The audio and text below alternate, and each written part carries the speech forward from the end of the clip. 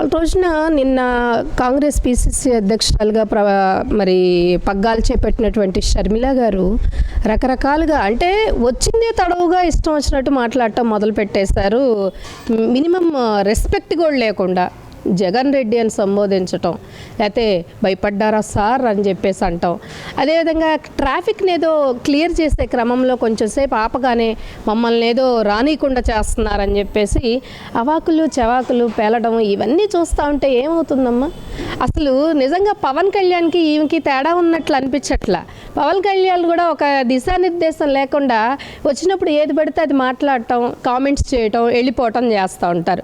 ఇవాళ రోజున వచ్చి రాగానే షర్మిల గారు ఆవిడ మాట్లాడుతున్న మాటలు కావచ్చు, విమర్శిస్తున్నటువంటి అస్త్రాలు కావచ్చు, ఎంత హాస్యాస్పదంగా ఉన్నాయంటే నిజంగా అనిపిస్తూ ఉందన్నమాట. వైఎస్ఆర్ని అతి కిరాతకంగా అవమానించిన పార్టీలో చేరి ఇవాళ రోజున ఆవిడకి కానీ అదేవిధంగా బాలయ్యని ఏమైనా కానీ బావని అంటే లైక్ తండ్రికి వెన్నుపోటు పొడిచి బావతో చేతులు కలిపినటువంటి బాలయ్యకి కానీ ఏమన్నా వీళ్ళిద్దరికి ఏమన్నా అసలు అంటే ఈవిడ కూడా వాళ్ళలాగే బిహేవ్ చేస్తుంది వాళ్ళ రోజున. ఆమెకంటూ ఒక ఓన్ ఇది లేకుండా, స్ట్రాటజీ లేకుండా, అంటే ఇండైరెక్ట్గా చంద్రబాబు నాయుడు గారు వదిలిన బాణం అని చెప్పేసి ఇప్పుడు అర్థమవుతుంది మనకి.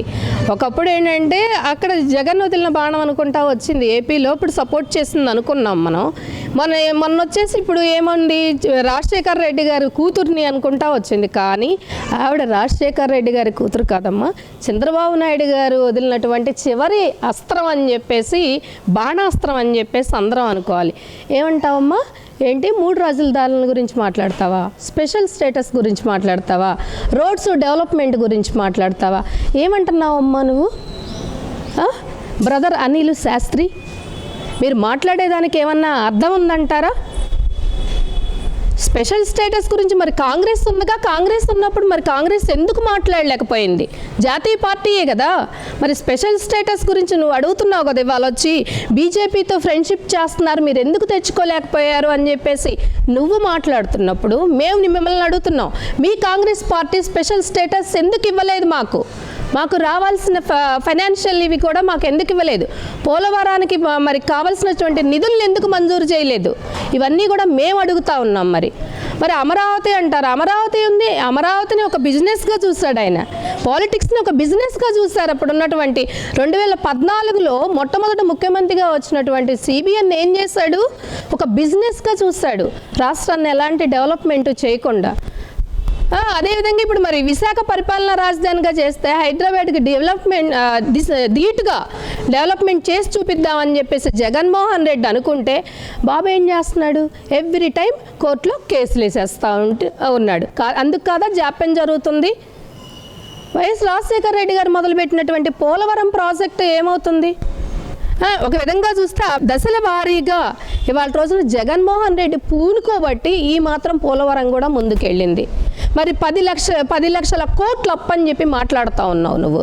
విభజన నాటికి మొత్తం ఉన్న అప్పు ఎంతో తెలుసా మీకు? 1,53,346 కోట్లమ్మ. బాబు దిగిపోయే నాటికి అప్పు ఉంది 4,12,288 కోట్లు కాదా? ఒక విధంగా తీసుకుంటే మొన్న 2023 మార్చి నాటికి టోటల్గా ఉన్న అప్పు ఎంత? 6,38,217 కోట్లు.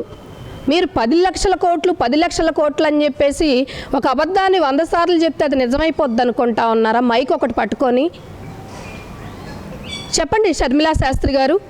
ఈ క్వశ్చన్స్ అన్నిటికీ ముందు మీరు ఆన్సర్ చేసి తర్వాత మా ప్రభుత్వంలో, మా జగనన్న ప్రభుత్వంలో ఏవైతే మైనస్లు ఉన్నాయో వాటిని విమర్శించడానికి అప్పుడు మీరు విమర్శించండి అని చెప్పేసి నేను కోరుతా ఉన్నాను షర్మిలా గారు మిమ్మల్ని.